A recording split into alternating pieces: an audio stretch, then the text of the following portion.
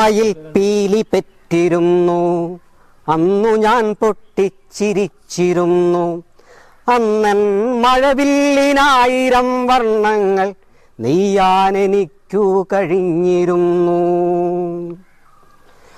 അന്നെനിക്കാന കളിക്കുവാൻ കൂട്ടിനായി മുത്തച്ഛനുണ്ടായിരുന്നു.